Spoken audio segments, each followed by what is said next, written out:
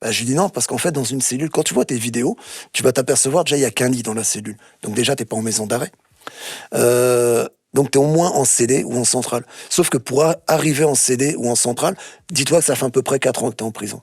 Sauf que quand tu arrives dans une cellule, elle est vide. Donc le temps de pouvoir acheter toutes ces choses-là, il va se passer encore 2 3 ans. Donc ça veut dire que les cellules que tu vois, le mec, ça fait à peu près 7 ans qu'il est en cellule. Et il en a pourquoi 2 3 000 euros dans sa cellule. Bah, je lui dis, tu travailles dehors, en un an, t'as tout ça, t'as ta liberté en plus. Et ça, ils en ont pas conscience. L'autre fois, j'ai un autre gamin, il est rentré dedans, dans une cité également. Je me rappellerai toujours, ça m'a fait rire.